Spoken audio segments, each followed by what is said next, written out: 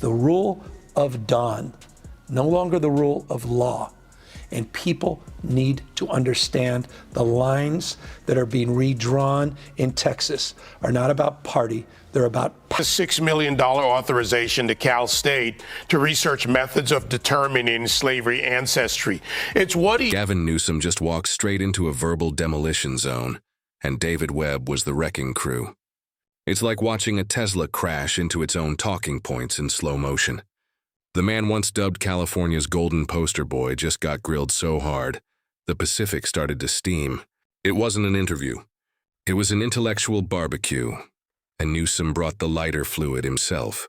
Buckle up, because this meltdown makes Hollywood scandals look like preschool tantrums. I want to bring you in because I saw you kind of reacting during the intro there. It's the Gavin Newsom effect. Yeah.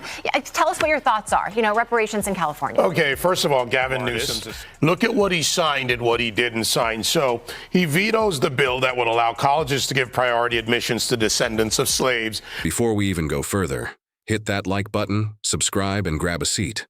Because California, that once shining kingdom of dreams, tech gods, and overpriced smoothies, has turned into the nation's most expensive cautionary tale.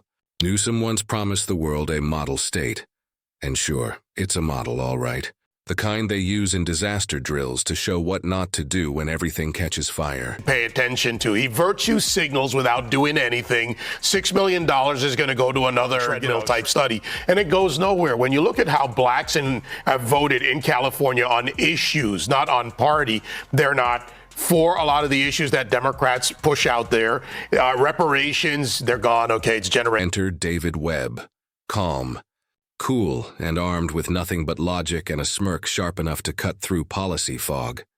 He doesn't yell, he dismantles, piece by piece. He looks at Newsom's California and says, "So this is what happens when a utopia forgets to pay the light bill." The room laughs, because it's true. Webb's not here to argue. He's here to expose the myth of a paradise that's running on empty. Gavin Newsom just signed a bill to build a reparations bureaucracy. I guess he figured if he can't fix the state, he'll at least get a cameo in the next Black Panther. The new law, Senate Bill 518, creates the Bureau for Descendants of American Slavery and authorizes both federal and state funding.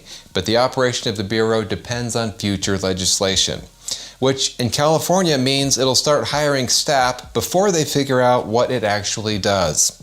SB 518 creates jobs for bureaucrats to figure out how to distribute money they don't have to people they haven't. The first strike? Crime. Webb swings hard. California's once golden beaches now feel like deleted scenes from Mad Max. Smash and grabs so common even the robbers need to RSVP. He points out, with surgical sarcasm, that California didn't eliminate crime. It rebranded it. Innovation, West Coast style, theft 2.0. He's not a monarch, he is not a king, and he should stop acting like one. It's a federal judge with a federal order. Period, full stop. It's the rule of law. These are the foundational principles of a constitutional democracy. He must work under the constraints as a constitutional officer of the Constitution of the United States of America. That's what this court order demands of the President of the United States. He is not a monarch. You can't buy a gas stove, Webb laughs. But you can steal one, as long as it's under $950. That's not justice reform, that's a clearance sale. He paints the picture perfectly. A state where criminals are thriving, police are retiring, and everyone else is quietly Googling Texas homes for sale. Webb deadpans. California doesn't need a justice department. It needs a punch card.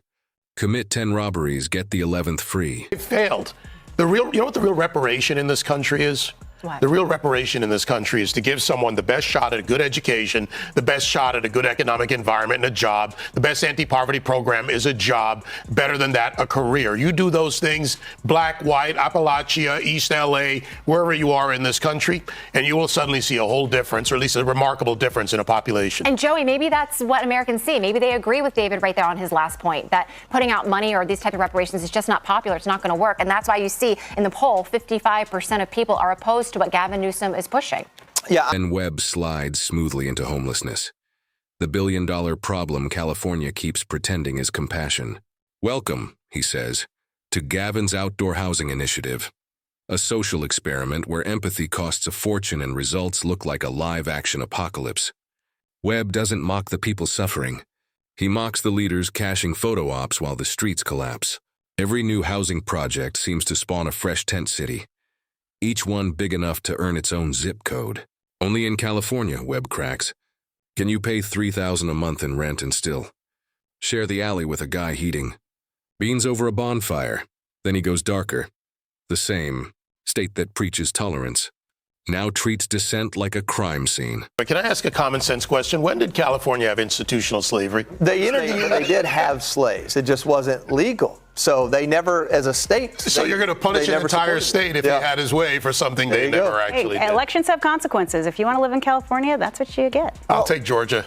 I'm in Florida, but I'll take Georgia, which is the South. North of us. I like Georgia pretty well. Well, let it be noted that Gavin Newsom is pursuing this multi-million-dollar effort right now to study the descendants of slavers, as the state is also reckoning with a multi-billion-dollar budget deficit. So they can't get their own house in order, and they're just continuing to spend. Webb calls it California's greatest illusion. Freedom, but only if you agree. A place where free speech comes with fine print. You can say anything, he jokes, as long as your opinion's been approved by the algorithm. Universities have become emotional support groups for fragile ideas. Professors talk about safe spaces, Webb says, but the real danger isn't words, it's silence. Because when no one's allowed to think out loud, that's not unity. That's decay disguised as progress. And as businesses flee like it's a disaster movie evacuation, Webb hits with the knockout. California isn't losing citizens. It's exporting refugees, Randy, from overregulation. Gavin Newsom is living rent-free in the very oversized heads of many Fox News hosts, one of those being Sean Hannity. Last night on Fox News, most of the primetime shows were focused on Gavin Newsom. They weren't focused on ending conflict around the world. They weren't focused on the growing cracks in the American economy thanks to Donald Trump's economic policy. They are obsessed with Gavin Newsom. Keeps rolling, calm, collected, deadly. California's mastered the art of turning prosperity into performance art. The budget reads like a Hollywood script. Huge promises, no accountability, and an ending where everyone pays more. Billionaires buy carbon credits while the middle class buys one-way tickets out. Webb doesn't rant, he slices. Every joke lands like a hammer. The glossy speeches, the hair gel, the headlines, it's all one big illusion, he says. And under that shine, a system collapsing faster than a San Francisco bridge during rush hour. Then he drops the perfect line. California's policies don't inspire, they warn. Don't try this at home, unless your dream is to make Florida look like heaven. Newsom. But probably the most qualified person in this podcast right now to speak on Newsom is Adam Carolla. This is you sitting with him. If I'm not mistaken, this is 12 years ago. Yes. 10 or 12 years ago when you guys are sitting down. He's in your set. He's in your podcast. Rob, if you want to play this clip, this 1 minute exchange between the two will give you some context, and then I want to hear from you. If Newsom's changed at all, has he won you over? Do you want to endorse him? Do you want to get behind him? Go ahead, Rob.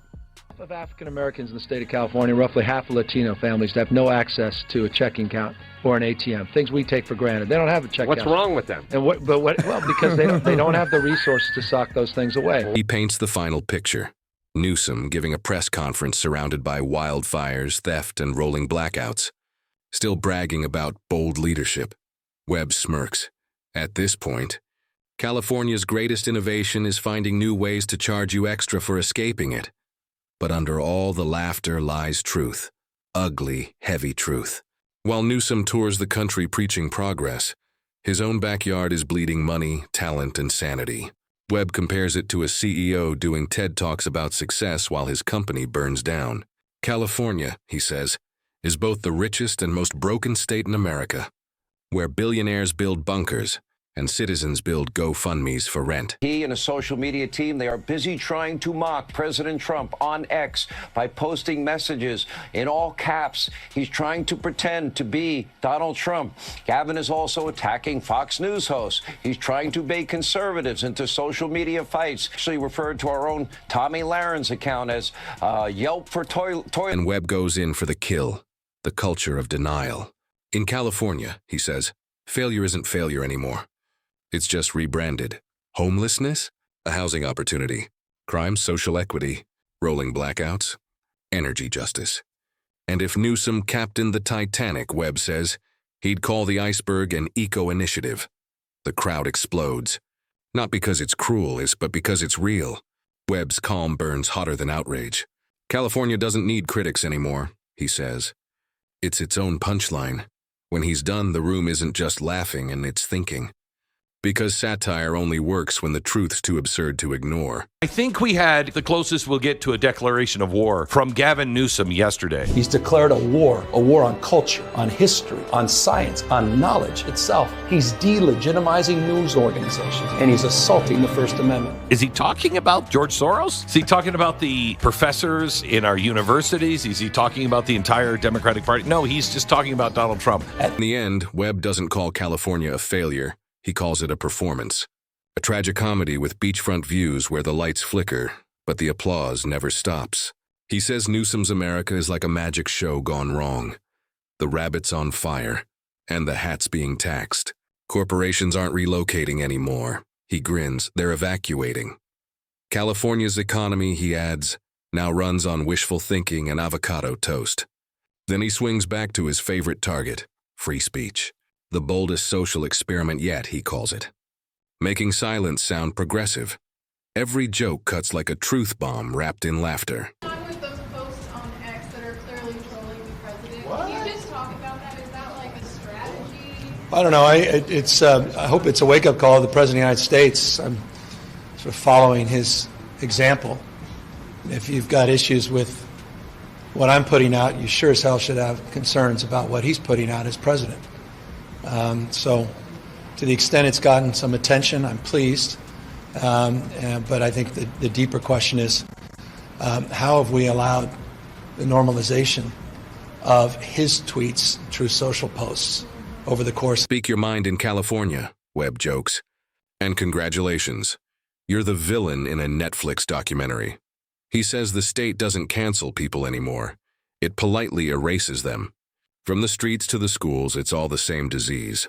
Politicians mistaking press releases for policy. If common sense were a crime, he says, every plumber, truck driver, and teacher in California would be doing life without parole. He envisions Newsom hosting an urban improvement summit while dodging falling signs in San Francisco, and he nails it. California's biggest construction boom isn't skyscrapers, it's tents. Every new billion-dollar plan just builds a better tarp. What universities themselves can teach is targeting.